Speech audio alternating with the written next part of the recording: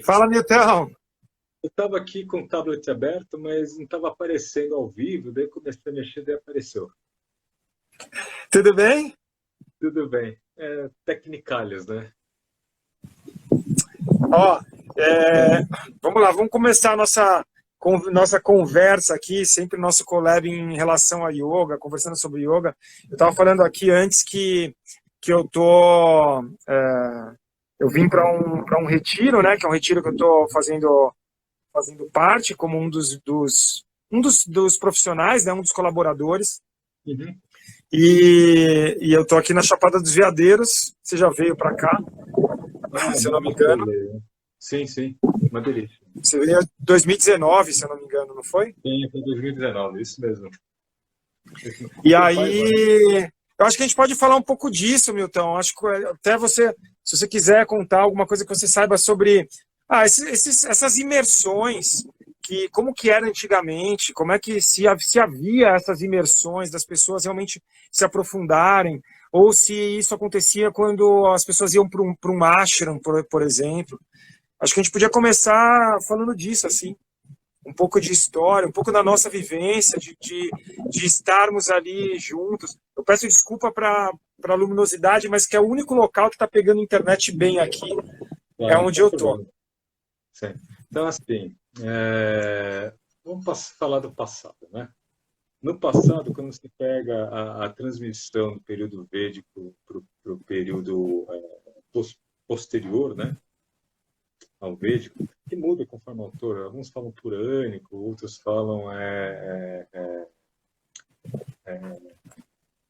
período upanishádico, as classificações mudam. Então, depois do período, no começa no período védico, mas se estabelece depois, por volta do século V, tá?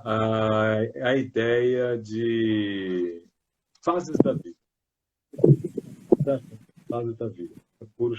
Purusha, não é Purushartha, são os ashrams. Nome sânscrito eu não estou conseguindo recordar. Purushartha, ele está vinculado com isso, mas é outra coisa. Purushartha são os motivos pelos quais você realiza alguma coisa. Você realiza uma ação. Deixa eu só fechar a porta, que eu acho que o som deve estar vazando. Tranquilo. Então, para quem está chegando, essa é uma collab que a gente faz de 15 em 15 dias, eu e o Milton, conversando sobre yoga, sobre assuntos diversos, sobre a profissão. E hoje eu levantei esse primeiro assunto aí, falando de imersões, de retiros, de vivências em ashram, por aí vai. Então, a primeira fase da vida, primeiro a criança nasce, tá? Daí vem a infância. Então, ela não é uma fase propriamente dita. Ela vai ser educada pela mãe ali. Quando ela chega por volta dos 14 anos, ela é pré-púbere, tá? E mesmo a idade, ela varia conforme a casta, se é kshatriya, se é vaishya ou se é brahmana, tá? Essa criança, ela passa por um samskara, que é um ritual de passagem, tá? Samskara pode significar ritual de passagem, é um ritual de passagem na qual ela entra para a vida adulta. Tá? Esse ritual ela é chamado Upanayana. Depois, durante o Upanayana, nessa pequena iniciação, ela recebe o cordão sagrado, chamado de Duidya, e ela se torna um dos nascidos duas vezes. Por quê? Porque esse ritual é como se fosse um novo nascimento. Ela morre para a O novo adolescência nascimento. e entra para a vida adulta. E nesse momento começa a primeira fase da vida dela, que é o Brahmacharya. Tá certo? E nessa primeira fase da vida, ela é transferida para uma ashram, ou seja, aqui no Ocidente ela vai para uma escola de período integral. Uhum. Tá certo? Tá? Ela chegou numa idade, dela vai estudar, vai se preparar, né, para uma carreira, vai se preparar para uma carreira, para ganhar vida, para conseguir se sustentar e sustentar sua família. Então, ela é transferida para um ashram, para um colégio, para um professor específico, onde ela vai aprender habilidades para a vida. E não é necessariamente habilidade profissional, mas é habilidade social. Principalmente habilidade social, e vai estudar os Vedas, vai estudar a cultura deles. Tá? Lógico que esses intervalos clássicos, eles são intervalos da antiguidade, né? Se você for na Índia hoje em dia, até tem os samskaras, tem a passagem, mas ele não vai para o ashram, ele vai para a escola, como qualquer outra criança Aham. do mundo contemporâneo, tá certo? Ele vai para uma escola. Talvez no interior ainda exista esse tipo de rotina, tá? Mas nas grandes capitais não é exatamente assim. Daí ela passa um período com o professor, ela vai estudar os Vedas, ela vai estudar cultura, ele vai trabalhar, ela vai cuidar do ashram, ela vai pintar parede, limpar chão, cuidar do pasto, cuidar da horta e vai entrar nos afazeres dessa vida comunitária. Vai aprender a convivência com o grupo e estudar. Tá? E ao estudar, por exemplo, os Vedas, ela vai decorar, ela vai conhecer os Vedas de cor e salteado, de memória, certo? Então é muito interessante você ver eles estudando nos escritos em sânscrito em folha de palmeira. Existem fotos antigas que ainda mostram isso. Confecção era um tipo de palmeira específica, né? Eles tiram um talo da folha, uma folha larga, eles passam por uma pequena preparação e daí é escrito ali. Então os manuscritos são folha de palmeira. Então é um negócio muito frágil, né? Que se desfaz com o tempo, esse tipo de manuscrito. Então, hoje em dia, você vai numa biblioteca, você manipula isso com pinça, né? Todo cuidado do mundo, né? E daí eles estudam. Terminou essa fase, ele passa para a próxima fase, que é a fase chamada de Grihasta, que é a fase do chefe de família. Então, nesse período, ele volta para casa e ele começa a assumir as responsabilidades de vida. E, normalmente, na antiguidade, esse menino ele já estaria casado. O contrato de casamento já tinha sido firmado. Não, porque na antiguidade, seja no Ocidente ou seja no Oriente, o casamento ele era um negócio de família. O casamento era para procriação, não era para prazer. Certo? Uma visão muito diferente do que a gente tem agora. Até essa divisão ela é tão diferente, eu falo, tanto para o Oriente quanto para o Ocidente na antiguidade, a gente fala aí a partir antes do romantismo, né? Antes da entrada do romantismo. Que quando nós olhamos Shakespeare, por exemplo, a gente olha com essa tela, né? Que é a tela da influência do romantismo sobre a nossa cabeça. E a gente vê aquele amor de adolescente, né?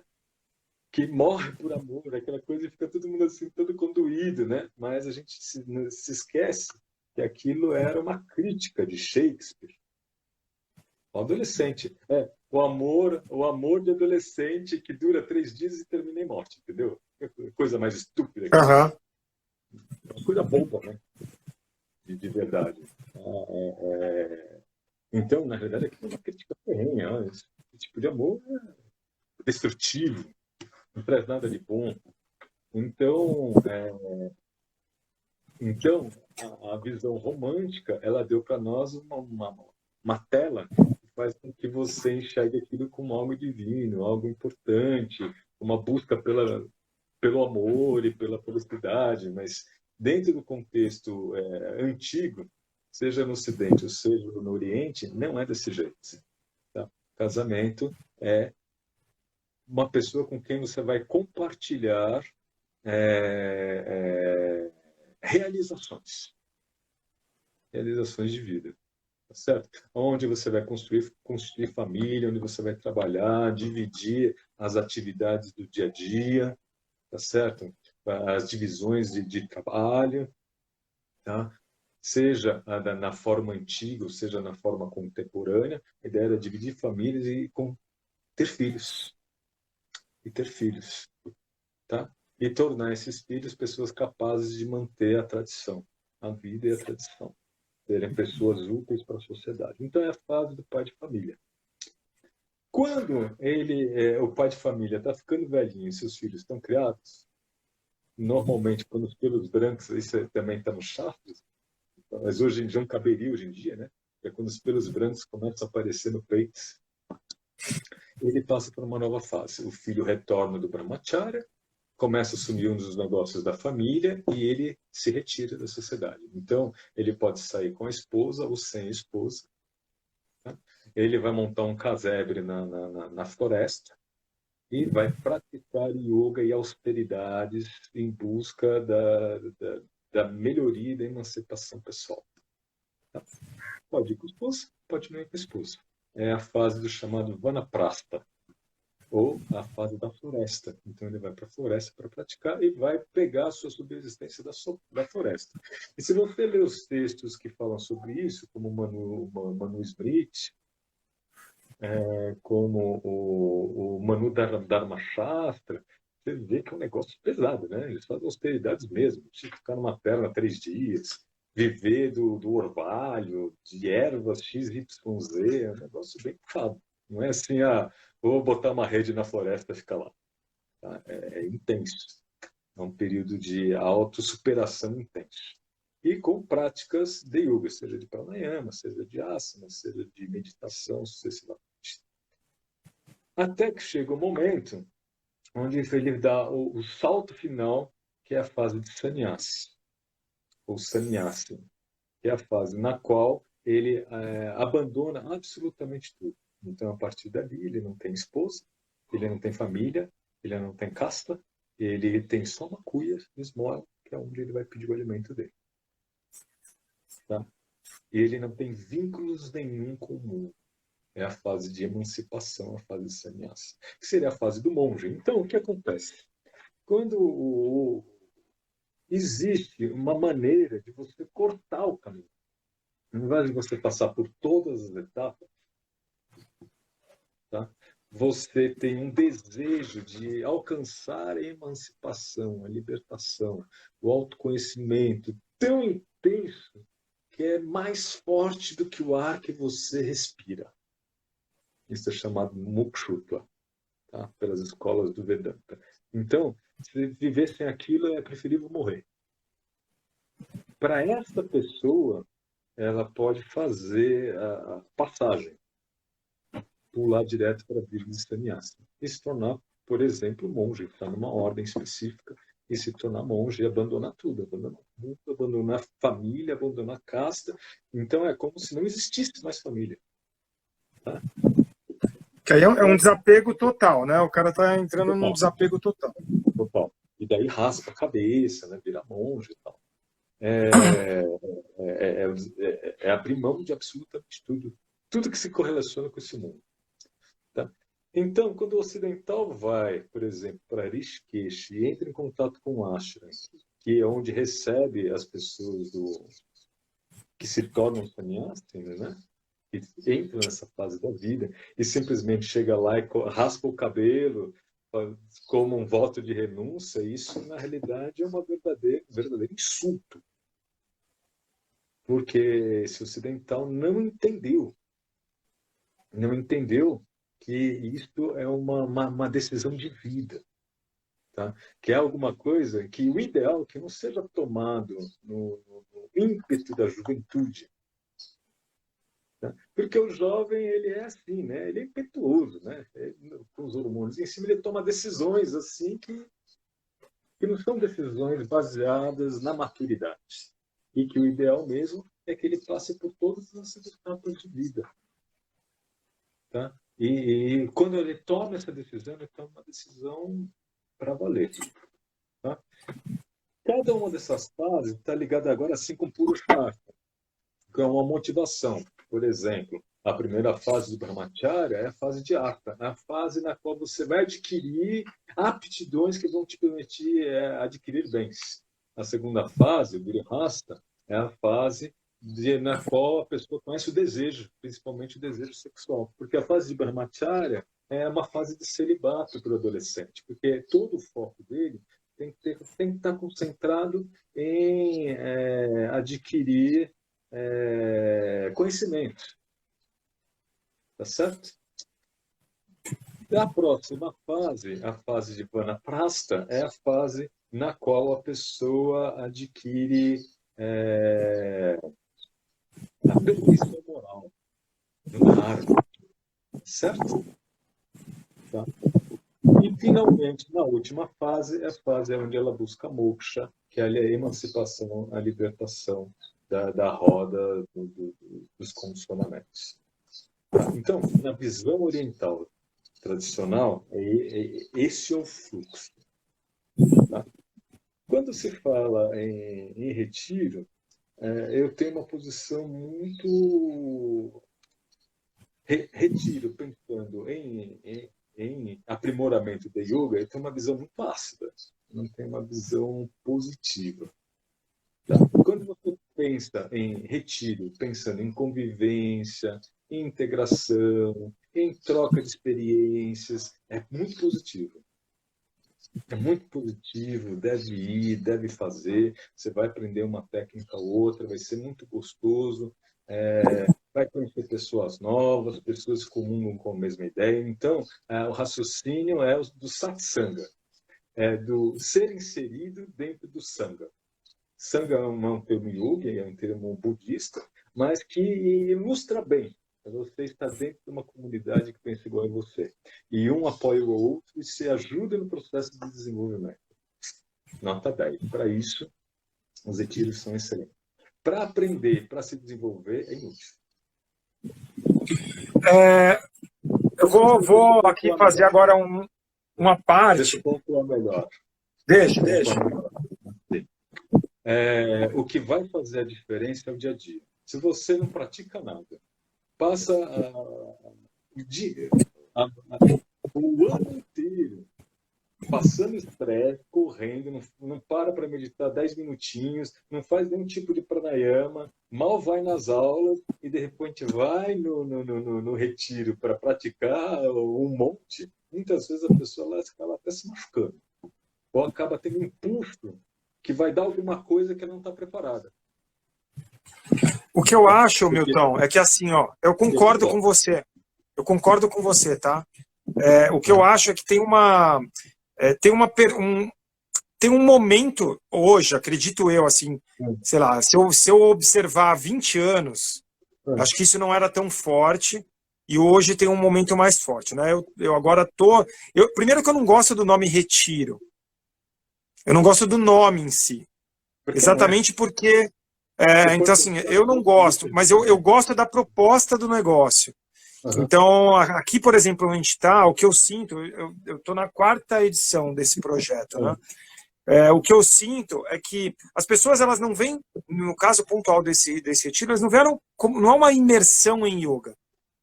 Então, em geral, o que as pessoas elas estão buscando, e foi muito legal você ter passado essa história da visão oriental, porque eu sinto que as pessoas elas estão buscando mudanças, elas estão numa fase que elas não estão satisfeitas, elas estão se achando ainda.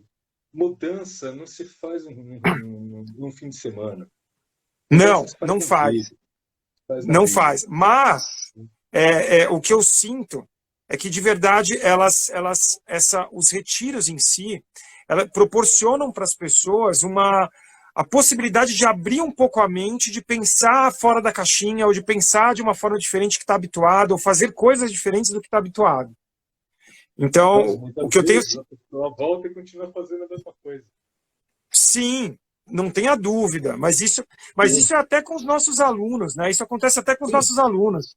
Eles vão lá, fazem a aula 2 vezes por semana e continuam fazendo as mesmas coisas. E jogando a sujeira para debaixo do tapete. Mas eu acho que essa proposta em si dos retiros, o que eu sinto hoje em dia é que as pessoas elas estão com essa necessidade e muitas vezes elas não conseguem fazer no próprio local, elas não conseguem, sei lá, vou pegar eu como exemplo aqui, eu com 2 filhas, aquele agito, com empresa, com curso, com aula, tem aquele agito, muitas vezes eu não consigo ter uma pausa, fora a minha prática, fora os meus momentos de prática, eu não consigo ter uma pausa e talvez fazer uma pausa para refletir sobre, cara, o que eu fiz de errado, o que eu fiz de certo. Então, eu sinto que esses momentos, e não sei se o nome retiro realmente seria o melhor, eu acho que não, mas eu sinto que esses momentos eles podem fazer com que as pessoas tenham essa oportunidade de pensar um pouco. Então, eu sinto que, às vezes... Ah, eu fui. Às vezes tem como passa a ser um evento mais social do que um momento com você mesmo. Por quê? sim. Você vai, daí você tem almoço em conjunto, prática em conjunto, daí vai na cachoeira em conjunto, daí vai tocar violão e fazer mantra à noite em conjunto. Se você ainda vai com a esposa, por exemplo, você chega à noite e você vai namorar e dormir. Então, você entra numa outra rotina. Não é aquele momento seu com você mesmo, onde você senta para fazer uma reflexão. Não tem o processo do mal. Quer dizer, tem retiros que tem o processo do mal, não, o processo de ficar mais isolado. Mas mesmo assim, teria que ser algo de você com você mesmo. Por exemplo, eu tinha um hábito que era assim, isso na adolescência e como adulto jovem. Depois que eu casei, eu não fiz mais. Mas que era assim, eu tirava pelo menos 15 dias para ir para a praia e ficar sozinho. Sozinho, sozinho. Sem ninguém. Entrava em contato quando ia no supermercado, ia fazer uma coisa. Então, eu ficava praticando, lendo, pensando no projetos, pensando no ano. Eu ia para fazer isso. Tá certo? Eu ia com este foco. E até não fazer nada. Ao ócio criativo. Sem fazer nada. Esperando, de repente, aparece alguma coisa, alguma ideia. Tá certo? Mas uma boa parte das vezes, quando você vai para uma atividade, por exemplo, na nossa linhagem a gente não faz retiro, que é o quê? Cada um vai para a sua cela, isso a gente ainda vê na Índia. A pessoa vai para a sua cela seria o quarto, né? Estou falando como se fosse no monastério, né? Por exemplo, em Rishikesh, a gente viu lá as celas do monastério lá do Shivanandasha. A pessoa entra à noite, quando ela sai para fazer o trabalho dentro do mosteiro, para fazer as atividades, e ela tem aquele momento dela sozinha. E muitas vezes eles não se comunicam, né? Eles se fazem mal, né? Ficam quietinhos. Sim. Quando vão comer, ficam quietinhos. Não é um lugar onde está tendo balbúrdia. Daí sim, daí você está naquele contexto do mosteiro. No contexto do mosteiro. Então, assim, o que eu acredito? Eu acredito num esforço pessoal de mudança. Então, primeira coisa é você identificar que tem algo que não está bom. Se você não consegue nem identificar que tem algo que está bom, a gente não tem nem ponto de partida. Então, se você percebe que tem algo na sua vida que não tá no eixo, que não está legal, que está fazendo durca, é até interessante essa palavra, durca, e ka quer dizer o eixo da roda. Dur está emperrado. Então, o eixo da roda está emperrado, não está andando, né? Tem algo na sua vida que está travando, não está indo. Você identificou isso? Daí você tem que fazer um processo de mudança. Daí entra o professor de yoga, entra o profissional, que vai o quê? Vai acompanhá-lo nesse processo de criação de uma nova rotina, na qual ele vai inserir técnicas que vão expandir a consciência dele e ele vai conseguir fazer as mudanças. Tá certo? Ele vai conseguir agir sobre o inconsciente e fazer as mudanças que ele precisa para que a vida ela passe de durca para sukha. Ou seja, durca é a roda emperrada para uma roda que gira e que anda, que as coisas entrem no jeito. Tá? Então, assim, normalmente, o que eu costumo dizer é que a pessoa ela precisa ter os seus horários e esses horários eles têm que ser bocados na agenda. Horário de prática, ela tem que separar esse horário. É como se fosse a reunião mais importante da vida dela e acabou. Não vai entrar uma aula, se você é professor, não vai entrar uma outra aula de um aluno. Não vai entrar uma reunião. Não vai entrar uma live. Por quê? Porque é um horário fechado. E a partir daí você começa um processo diário de ir expandindo, melhorando o seu sadhana, e isso vai ampliando a sua visão e vai fazendo que você faça as mudanças na sua vida. Isso é resolutivo. Isso faz grandes alterações. Agora, você não faz nada disso. Isso é o comum. Tá? A pessoa não faz nada disso. Você vê, às vezes, os nossos alunos não praticavam nada e, de repente, iam para o festival e lá faziam aula do começo à noite e voltavam com a distensão na perna e com... Por quê? Porque é muito. É muito. Então, no sentido de sadhana, desenvolvimento do sadhana, e que o sadhana funcionando como uma ferramenta de autodesenvolvimento, se a pessoa vai com esse foco, ela está indo com o foco errado. Eu sinto, Milton, eu acho que assim, ó, eu de verdade, o que eu tenho, assim, eu pensava exatamente como você. Hoje eu estou mudando um pouco o meu pensamento, porque eu acredito que eu vou pegar dois focos aí, tá? Dois motivadores diferentes. Um cara que quer intensificar a prática, mas ele não tem, porque assim, quando você falou, me veio à cabeça assim, cara, a pessoa precisa estar muito decidida. Para ela falar, tipo, vou marcar o horário na agenda e tal, a pessoa tem que estar muito decidida. E não é todo mundo que está decidido. Então, se eu pego um retiro, o nome que eu der, imersão, qualquer coisa, se eu pego esse processo para a pessoa começar a entender, cara, não é praticar o dia inteiro, mas é tipo, começar a compreender, cara, como é legal fazer uma aula hoje, uma aula amanhã, uma aula depois de amanhã, uma aula depois de depois. Então, assim, a pessoa ganhar aquela disciplina e falar assim, cara, é legal fazer prática todo dia. Então eu sinto que... Não muda. Hã? Não muda. Eu sou muito negativo. Então, isso que... Essa que eu tenho a visão. Eu tenho visto pessoas mudarem. Então é isso que, assim, eu entendo você, mas eu acho que tem uma visão. Eu acho que algumas pessoas estão com essa capacidade de melhorar. Pode não chegar no ápice, nossa, melhor praticante mais disciplinado da face da Terra, mas eu acho que são pessoas que têm mudado a sua forma de fazer. São pessoas que não estão mais fazendo da forma como faziam antes. Aleluia, e aí... salve, Borges. Espero que como é que é? Esteja... Aleluia, salve. Espero que você esteja certa. Tá não, certo? eu acho que assim, ó, não é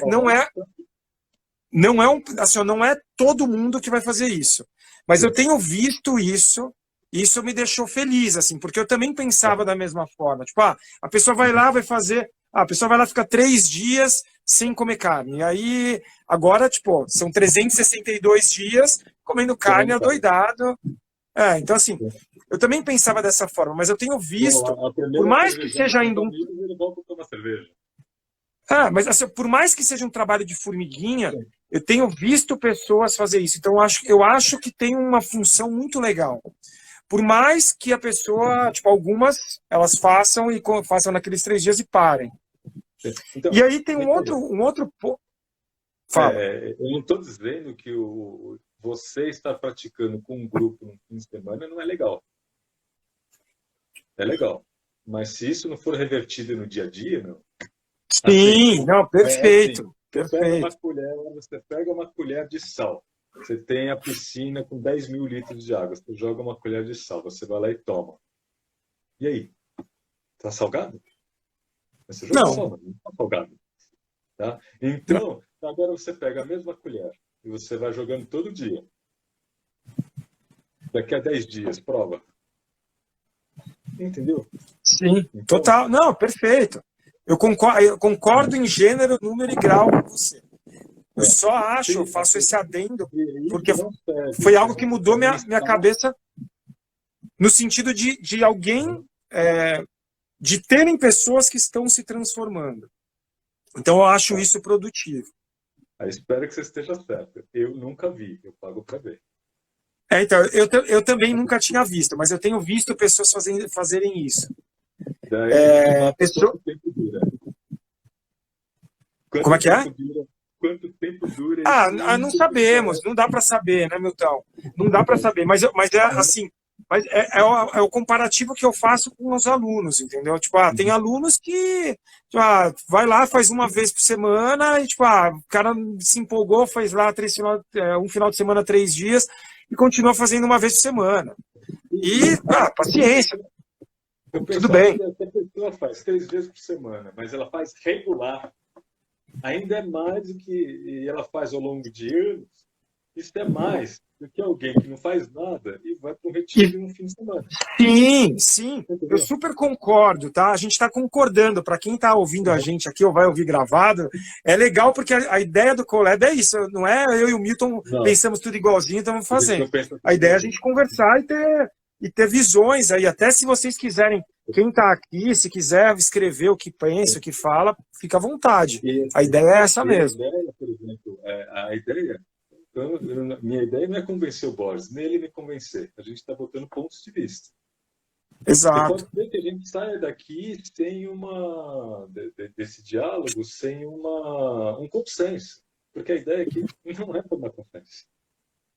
Cada um para um ponto de vista diferente. E dentro desse ponto de vista, de repente, tem alguém que vai num retiro desse e fala: vou mostrar para aquele Milton que ele está errado. É isso. Eu acho que na verdade, assim, a gente parece que a gente está discordando, mas a gente pensa da mesma forma em alguns aspectos, porque eu acho realmente que a pessoa vai lá e tem pessoas que falam, porque agora eu fui lá e fiz yoga por 5 dias seguidos e agora já sou um yogin e sou... Não, o cara fez 5 dias e talvez nunca mais faça. Mas se tiverem 10 pessoas que fizeram isso, e das 10, 2, 3 pegarem o hábito da prática, eu acho isso muito legal. Eu acho isso incrível, assim, sabe? Como professor. E aí o que eu ia te falar é que tem um outro lado, e aí também se você conhecer, tipo, histórias, mas tem outro lado que já não é mais o retiro em si, porque hoje, pelo menos a minha visão hoje, né? Eu acho que ela tem um pouco, ela tem algumas similaridades com o que você descreveu de história no início. Porque hoje o retiro ele vem, tipo, a pessoa, eu preciso, é como se eu pudesse, eu preciso renascer, eu preciso mudar o que hoje está acontecendo comigo e eu vou buscar alguma alternativa. Então, hoje eu sinto isso que as pessoas acabam fazendo dessa forma. Mas, em contrapartida, tem as imersões, que são imersões em yoga. E aí é o cara, tipo, eu que tô lá, tô ensinando já há tempos, e eu poderia ir lá e fazer um curso com o Milton de 2 horas, 3 horas com o Milton. Como eu poderia ficar uma semana de imersão em yoga aprendendo com o Milton. Eu acho isso válido também. O que você pensa a respeito? Aí já não é o cara que está querendo mudar a vida, é o cara que está querendo se aprofundar no yoga. O meu raciocínio é exatamente o mesmo. Isso é válido, isso é revertido em algo do dia a dia. Por exemplo, eu vou explicar um pouco melhor. Explica. Eu não estou conseguindo ler aqui. Onde eu estou, tá uma... Alguém escreveu alguma coisa aqui, a Aline, mas eu não estou conseguindo ler. Se quiser ler... Bom, sim. A Aline ela escreveu: eu sinto que pode sim abrir a mente para uma nova visão da vida. Dá uma motivação, mas precisa de um acompanhamento mais próximo para que seja mantido e implementado como lifestyle. É isso, tá? É isso. Tá bom. Com relação à imersão, eu sinto a mesma coisa. Por exemplo, não adianta você ir fazer o curso do Milton se depois você não tem uma rotina de estudo. Você vai fazer o curso do Milton, mas se você não estudar aquilo que ele falou no curso, se você não pegar a bibliografia que ele indicou e você não ler, aquilo não é incorporado 5%. Certo? Porque o conhecimento e o sadhana não é algo que se constrói no curso, é algo que se constrói ao longo da vida. Porque isso tem que ser algo que é metabolizável, é como aprender uma língua. Certo? É legal você passar um fim de semana falando inglês. Nossa, você vai dar um empuxo. Mas daí você volta e você não tem contato mais com a língua durante um ano. Enferrujou total, dançou. Dançou, entendeu?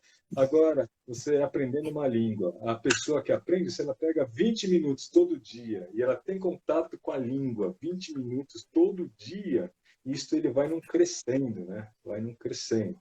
Daí ela pega, ela vai, faz um curso mais profundo, daí ela dá um estirão, daí ela assoma aquilo que ela já vem aprendendo. E, então, não é um conhecimento que vai voar. Porque o conhecimento que não é incorporado com um trabalho, ele é um trabalho de Estado, não um trabalho intelectual, ele não fixa. Tá? E a melhor forma até para fixar é ensinar. Se aquilo que você não praticou e não vivenciou e não passou para frente, ela perde mais rápido ainda. Tá? Então, é fundamental que aquilo que você aprende num curso, você transpira para uma rotina do dia a dia, que aquilo que você aprendeu do ponto de vista teórico seja reforçado com a leitura de bibliografia, tá? E que isso se transforme numa maneira de você ensinar outra pessoa. A partir do momento que você torna-se capaz de chegar e falar, ensinar alguém, isso teve um trabalho. Você muda a polaridade, uma polaridade de receptor para uma polaridade de transmissor.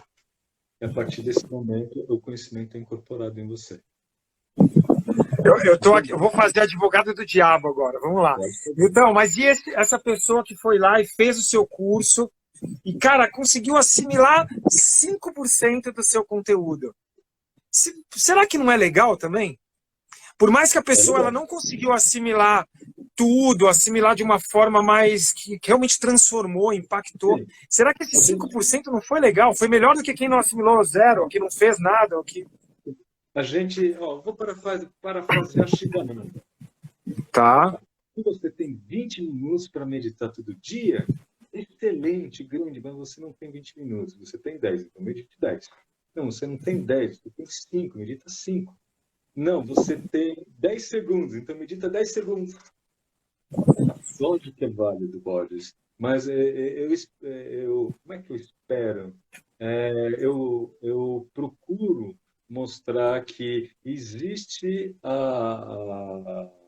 existe um banquete em cima da mesa, ele não precisa se limitar com migalha, que está caindo no chão. Não, perfeito, perfeito. Eu acho isso demais. Eu acho isso demais. Eu só coloco essa ressalva porque, assim, se a gente tem uma expectativa, eu acho que eu nunca tive isso, Milton, eu nunca tive essa expectativa, tipo, olha, as pessoas, seja com equipe trabalhando junto, seja com aluno, eu não tenho essa expectativa do cara, nossa, o cara vai explodir, o cara vai ficar ali, cara, o melhor praticante da face da terra, eu não tenho essa expectativa. E eu fico feliz se o cara der um passinho. Eu sei que a migalha, a gente olha tanto para o yoga e enxerga tanta coisa, não sei se eu que travei aqui. Tá aí? A gente olha tanto, a gente vê o banquete que o yoga pode proporcionar, e aí às vezes a pessoa vai lá e come só um pedacinho do pãozinho que está ali. Legal. Mas só dele saber que existe o banquete e ele comer aquele pãozinho, eu acho que eu fico feliz, assim, eu não fico, sei lá, triste, eu fico feliz, de verdade. Não, eu também não fico triste, não é uma questão de ficar triste, mas eu sempre procuro mostrar para o aluno que ele pode mais um pouquinho. Perfeito, é isso. Ele pode mais um pouquinho, tá? Ele pode mais um pouquinho, ele pode ir lá fazer o curso, ele pode depois pegar para ler um pouquinho mais, tá?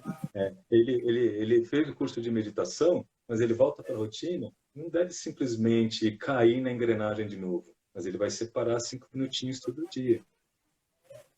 Tá? Perfeito. Ele vai separar 5 minutinhos todo dia. Tá? A ideia de expectativa, não, a expectativa é sempre sua e normalmente é inviável. Porque o que acontece? Cada um tem o seu momento. Cada um tem o seu momento. Tá? Isso é uma coisa que eu demorei para aprender mas eu aprendi. Ó. O aluno ou o instrutor, ele vai te dar aquilo que ele está apto para dar. Ele vai aprender aquilo que ele está apto para aprender. Ele vai ouvir aquilo que ele está apto para ouvir. Ele vai interpretar aquilo que ele está pronto para interpretar. Tá? E não adianta forçar a barra. Tá certo? Quando eu costumo dizer que você ir fazer uma imersão montão, você ir fazer um retiro, o que é insólito é você achar que você vai fazer isso e você vai sair de lá sabendo. Não. Você vai fazer isso e isso vai mudar a tua vida. E não necessariamente. Tá certo? O mais comum é que não mude. Se não existir depois um elan, um esforço, um algo pessoal, ou você estiver pronto no momento certo para fazer a mudança certa. Porque pega uma pessoa que de repente nem queria ir, mas foi. Quantos maridos e esposas não foram levados para o retiro e aquilo não tocou absolutamente nada? Não significou nada. Tá? Sim. Por mais que o parceiro estivesse animado, soltando fogos de artifício e tentando... Não, a pessoa não era o momento dela, não estava pronta para isso, não era o que ela queria naquele momento, não adianta. Tá? Não adianta. Então, o que eu penso? Os retiros, eles podem ser formas legais de convivência, pode dar pequenos impulsos, mas eles nunca transcendem o dia a dia. Nunca. Acho que isso, eu acho que na minha concepção é assim, ó, é como se fosse uma... Vou tentar fazer uma analogia, como se fosse uma degustação. Então você vai lá, você teve uma degustação, e aí aquilo de alguma forma pode ter falado, nossa, cara, eu nunca tinha comido, sei lá, eu era avesso a tofu, e eu tô amando o tofu. Eu tenho um aluno meu que é chefe incrível, e ele faz, tipo, eu tô amando o tofu há alguns anos. E eu odiava tofu. Então, a primeira vez que eu comi o tofu de formas diferentes feitas por ele me motivou, e hoje, cara, como amo comer. Então, eu acho que fazendo essa analogia, eu acho que é isso.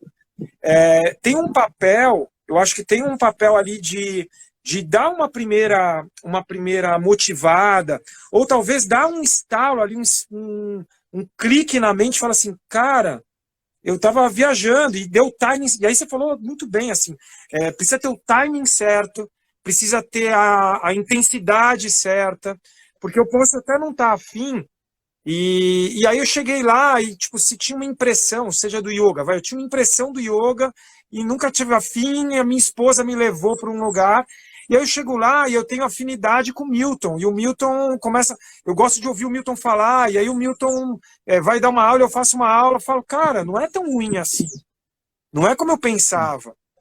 E aí a pessoa começa, puta, que legal, acho que eu vou tentar fazer. Sim.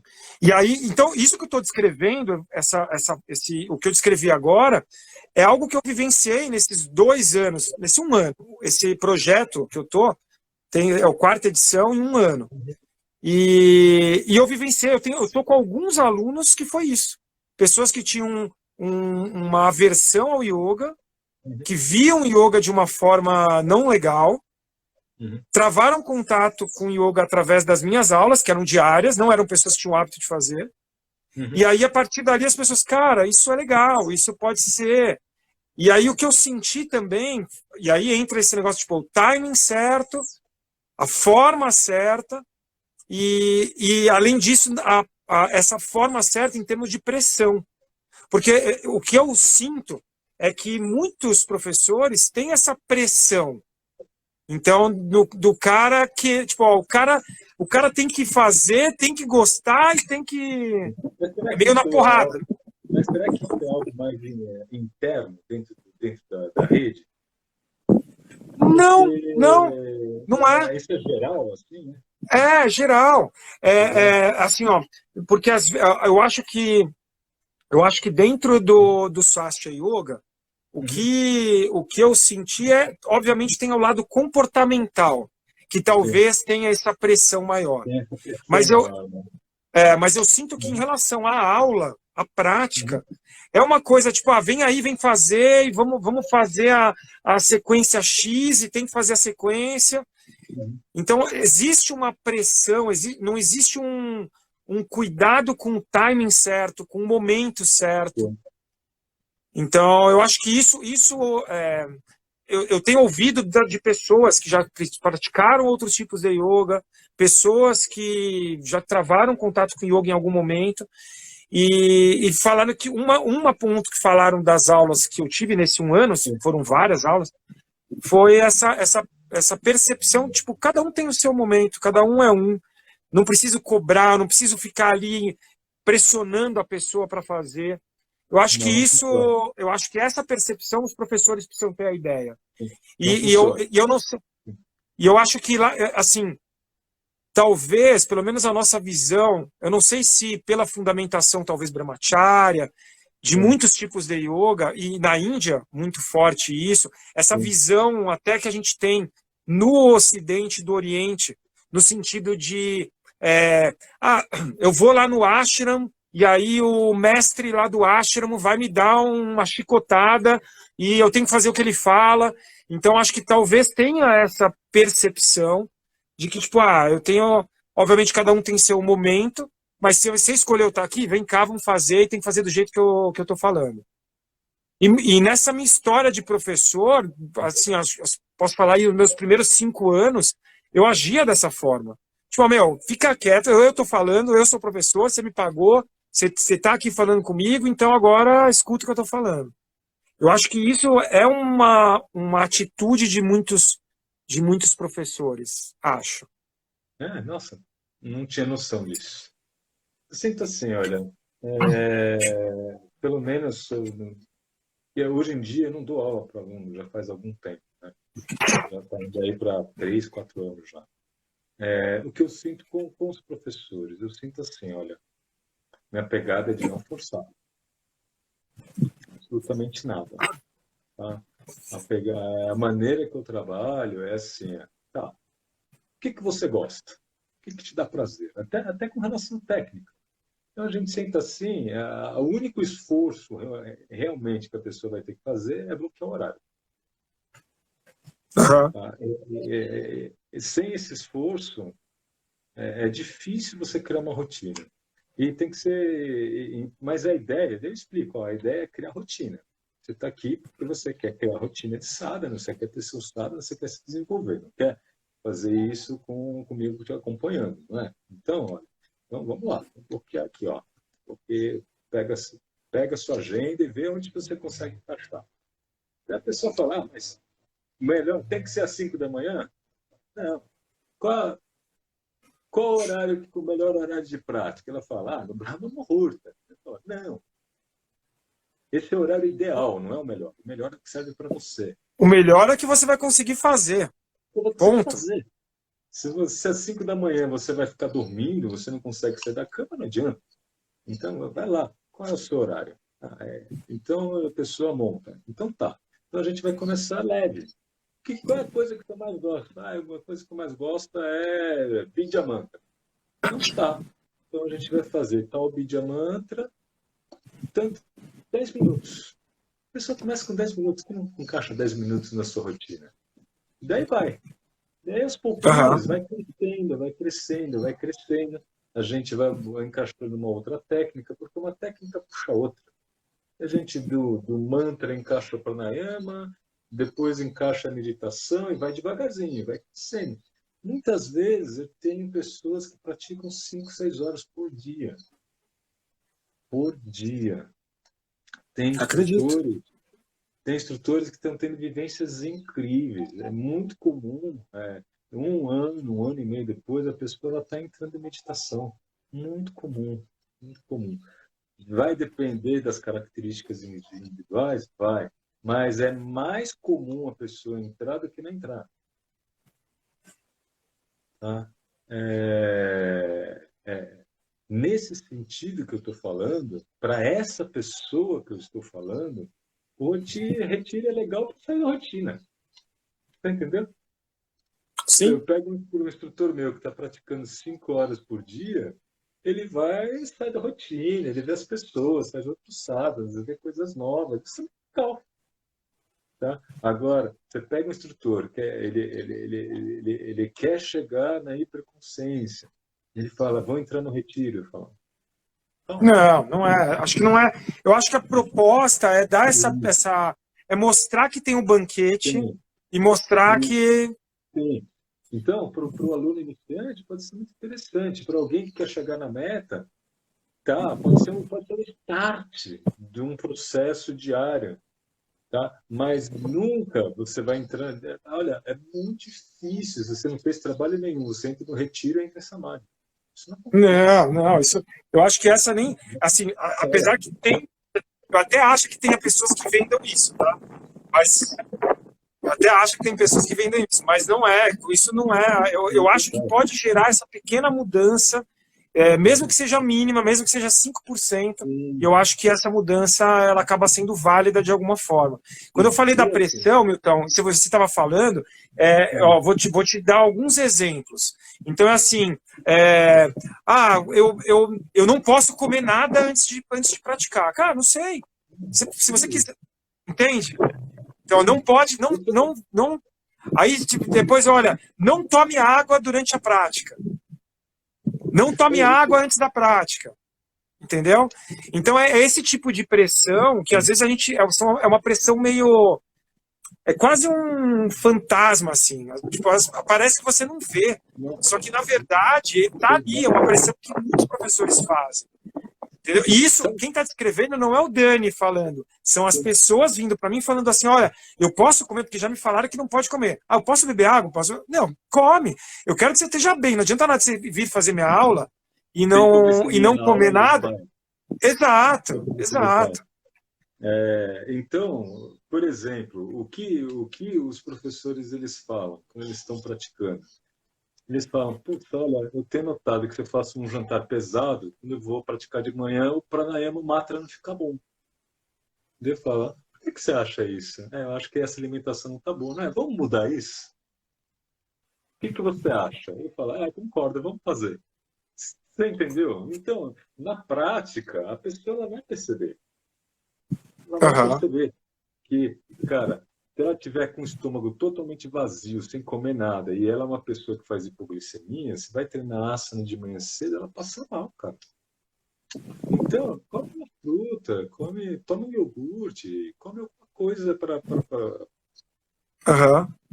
dar uma preenchidinha ali, daí você vai praticar asana, porque a asana, na sua grande maior parte das vezes, ele é íntimo com a calistenia.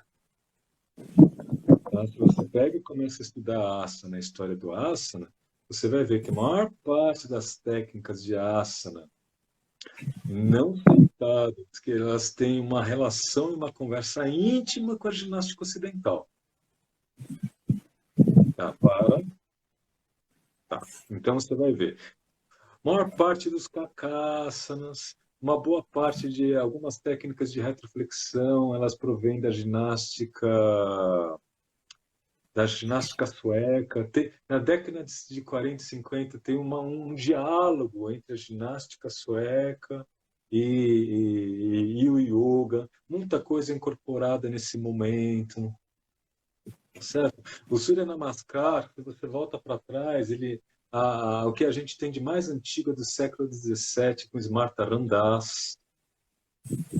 Tá? Existe a adoração ao sol, existe desde tempos imemoriais, mas o Surya Namaskar, aquela sequência, ela é mais recente do que a gente imagina. Tá? Ela é mais recente do que a gente imagina. Então, é um diálogo com a atividade física ocidental, que acontece a partir do final do século XIX.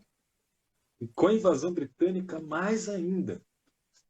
Então, se é atividade física, se você vai para a academia fazer musculação sem comer nada, você não vai. Eu vou sincero que eu vou. Mas para mim, então, aí entra o ponto. Para mim funciona. É isso. Por exemplo, Eu pratico asana em jejum. Por quê? Porque eu acordo de manhã, começo a fazer... Eu acordo cedérrimo. Começo a fazer, 4h30, mais tardar 6 horas, já estou com sadhana bombando. Então, quando você chega... eu comer para fazer, não dá. Então, eu faço tudo. Inclusive asana, por exemplo. Minha esposa, por exemplo, jamais, se ela vai sem comer fazer atividade física, ela tem hipoglicemia e passa mal. Sim, Ok? acredito. E passa mal. Então, você vai perceber pessoa por pessoa, você vai individualizar pessoa por pessoa. E o praticante, ele vai notar, por exemplo, se ele comer, atrapalha, se ele comer, não atrapalha. E que tipo de comida que vai atrapalhar e que tipo de comida que não vai atrapalhar. E ele mesmo ele vai percebendo, sem dúvida alguma. Eu acho que é isso, né? Sim. Com relação a isso. Eu acho que é isso. Então, obrigado aí pelo... Não, obrigado por estar aí. Ah, imagina. Batendo papo. Imagina. Foi um prazer. Ó, então a gente vai estar daqui a 15 dias, vamos conversar de novo. Depois eu tenho até uma coisa, eu ia lançar aqui agora já, mas eu falei assim, não, deixa eu esperar, que é uma coisa também está em alta, eu tenho ouvido muita gente falando, aí eu vou ouvir a sua opinião. Mas depois a gente coloca no próximo. Sobre o que é? Esquece, vai ser algo que eu vou falar na próxima. Não, fala aí, pô. Não, deixa o pessoal curioso e você também. Fica de chamada. O que é? Do que a gente vai falar? A gente não são vai ter um assunto, uma coisa pontual que é uma dúvida que tem surgido entre as mulheres e aí depois eu vou lançar aqui para a gente tirar a dúvida e dar a nossa percepção. Sobre praticar durante o ciclo menstrual. Ah, tá bom. É isso? Isso. A gente vai colocar depois, que essa é a dúvida, tipo, todo mundo pergunta, todo mundo fala, e vamos colocar a nossa opinião aí. Tá bom. Tá bom? Tá. Milton, beijos para você, beijo para todos que viram aqui ao vivo e quem vai ver gravado também, tá? Daqui a 15 dias volta ao horário normal, terça-feira, ao meio-dia. Tá bom? Beijo. Tchau, tchau. Beijos.